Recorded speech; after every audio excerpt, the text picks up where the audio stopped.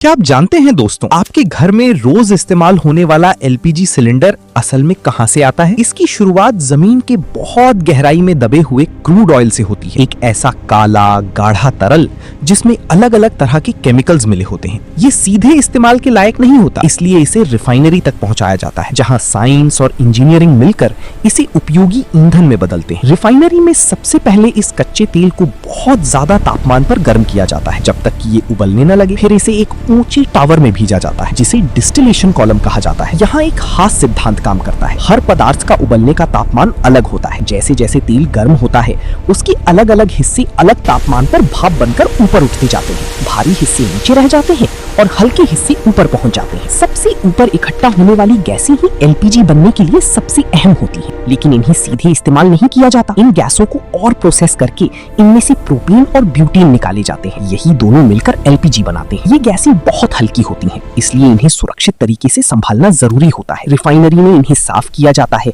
और सारी अशुद्धियां हटाई जाती हैं। इसके बाद एक दिलचस्प बदलाव होता है। गैस को हाई प्रेशर में रखकर लिक्विड में बदला जाता है, ताकि इसे सिलेंडर में आसानी से स्टोर किया जा सके। यही वजह है कि छोटे से सिलेंडर में इतनी ज्यादा गैस आ पाती है। जब एलपीजी तैयार हो जाती है तो इसे बड़े टैंकों में सुरक्षित रखा जाता है और फिर सिलेंडरों में भरा जाता है। खाली सिलेंडरों को पहले जांचा जाता है, फिर मशीनों की मदद से उनमें तय मात्रा में गैस भरी जाती है। इसके बाद उन्हें सील करके ट्रकों के जरिए आपके घर तक पहुंचाया जाता है। एक और रोचक बात, एलपीजी असल में बिना गंध की होती है। जो तेज गंध आपको महसूस होती है, वो एक खास केमिकल मिलाने की वजह से होती है। इसे इसलिए मिलाया जाता है ताकि अगर गैस लीक हो जाए तो तुरंत पता चल सके और खतरे से बचा जा सके।